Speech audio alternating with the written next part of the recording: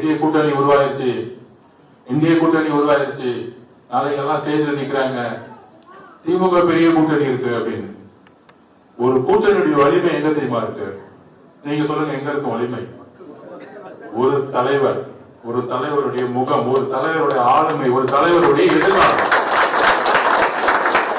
தமிழக அரசியல் ஒரு தலைவரை நோக்கிதான் சென்றுட்டு இருக்கு. ஒரு தலைவரும் தலைவருடைய கொள்கைகளும். இன்னைக்கு அம்மா ஜெயலலிதாவுக்கு அப்புறமும் கலைஞர் கருணாநிதி அவர்களுக்கு அப்புறமும் ஆளுமையே இல்லாத ஒரு தமிழகமா இன்னைக்கு இருந்துட்டு இருக்கு. அந்த நேரத்துலதான் நம்மளுடைய தலைவருடைய மக்களுடைய ஆதரவு ரெண்டு கட்சிகளையும் பயம் காமிச்சிருக்கு.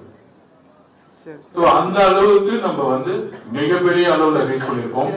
தமிழகத்துல கூட்டணியோடைய நம்பர்ஸ் இதெல்லாம் தூக்கி எறிந்து உடைத்து 2026 ஒரு புதிய அரசியல் 1977 அப்புறம் உருவாகும்.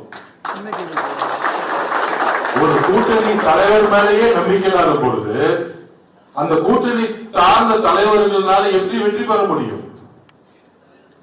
இன்றைக்கு ரெண்டு கட்சியோடைய தலைமைகளும் மக்கள் கிட்ட இருந்து வெளியே போயிட்டாங்க.